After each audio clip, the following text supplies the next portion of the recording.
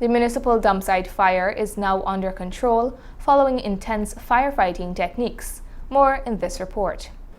Residents of New Amsterdam and its environs can rest assured that the fire situation at the municipal dumpsite is in control and it is still being monitored. The most important thing is that the smoke is no longer a health hazard within the town. This is so today because of the continuous and arduous efforts of the B Division ranks of the fire service led by Station Officer Shannon Crawford. Channel 8 News spoke with Mr. Crawford, who provided a detailed update on the situation, noting that it was a collaborative effort.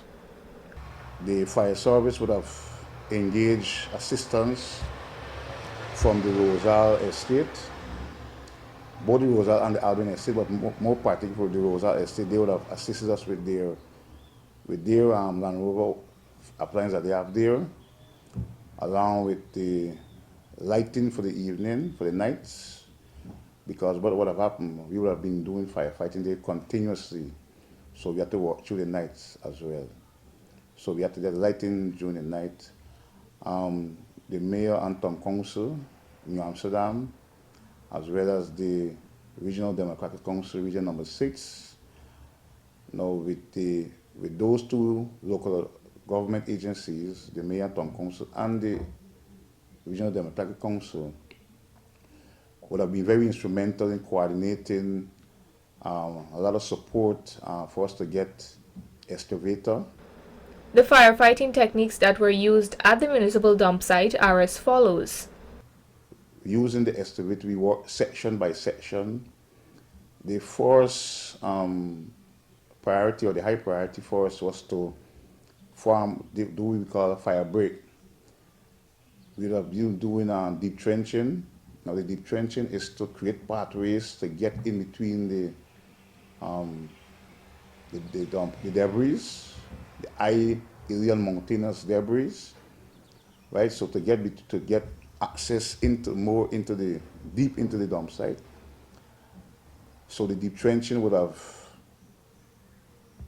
served two purposes. That is to get access, personnel and equipment, and also to create fire breaks. The priority was to fight the areas that would have been propagating the smoke to reach those areas. So we were successful in doing that. Then we would have continued moving inwards, moving in west, moving in, that will be southwest. So moving in west and southwest, and also focusing on the northern side as well. The real intensity of the firefighting would have, I would say, from last Thursday, and we would have been out there with the supporting agencies continuously. The ranks attached at the New Amsterdam fire station were insufficient. Therefore, additional assistance was required from the other substations. Mobilize our personnel.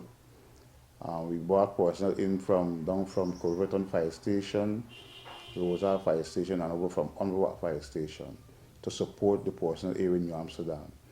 We would have created a shift system, right, so that personnel can be relieved, create a shift system while still maintaining our strength at the respective fire station in the event of fire calls.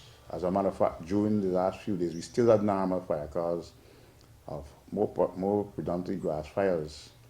Right, and we had one building on fire over in West Borbies at number 41 village. So we still had to focus on maintaining fire coverage in the county of Borbies. Initial investigations were able to confirm that it was an intentional fire. Fire would have been deliberately set at the northeastern section of the dump site. Right, that's the area in the vicinity of where the new athletic tracks is being built. However, we don't have any evidence or investigators to determine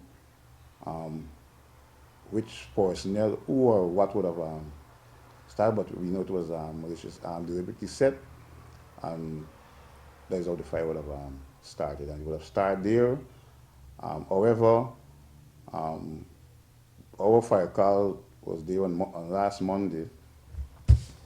Right, Monday, we had the